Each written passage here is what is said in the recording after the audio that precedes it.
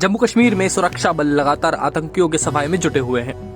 आतंकियों पर जारी सेना के इस प्रहार से भले ही केंद्र सरकार केंद्र शासित राज्य में शांति स्थापित कर रही हो, मगर पीडीपी चीफ महबूबा मुफ्ती को सेना का यह तरीका रास नहीं आ रहा है। इस साल के शुरुआती 6 महीनों में सेना ने घाटी में 72 आतंकवादियों को ढेर किया है।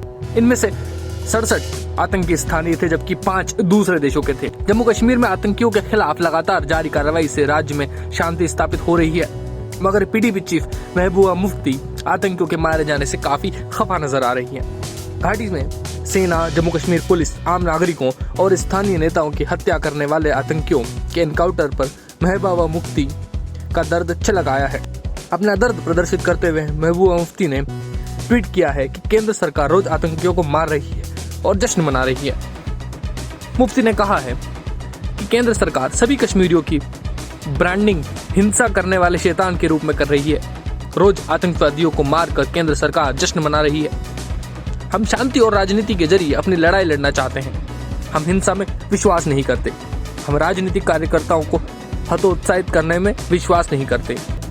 ज्ञात हो कि पिछले दिनों महबूबा मुफ्ती ने काबुल में तालिबान के कब्जे पर भारत सरकार को धमकी देते हुए कहा था कि कश्मीर को वापस विशेष दर्जा देने के साथ ही पाकिस्तान से बातचीत करो, वरना अमेरिका की तरह एक दिन भारत को भी जम्मू कश्मीर से भागना पड़ेगा। मुफ्ती ने घाटी में आर्टिकल 370 हटाने पर यह धमकी भी दी थी कि कश्मीर में तिरंगा पकड़ने वाला कोई नहीं बचेगा। हालांकि उनकी गीदड़भक्ति से बावजूद भी कश्मीर में 5 अगस्त 2019 को आर्टिकल 370 हटा दिया गया। इतना ही नहीं, 370 हटने के बाद हमारे एक जवान की शहादत के बदले सेना ने 4 आतंकवादियों को सफाया कर दिया। प्रेस इंफॉर्मेशन ब्यूरो PIB के पास मौजूद 2020 तक के डेटा के मुताबिक 5 अगस्त 2019 से 9 सितंबर 2020 तक इन 402 दिनों में 211 आतंकी घटनाएं हुई हैं, जिसमें 194 आतंकी मारे गए हैं। इन घटनाओं में सेना के भी 49 जवान शहीद हुए हैं। यानी अब एक जवान की शहादत के बदले सेना 4 आतंकियों को मार रही है। जम्मू कश्मीर में आतंकवाद के सफाया करने के लिए पुलिस, सेना और CRPF के बीच गजब का तालमेल देखने को मिल रहा है।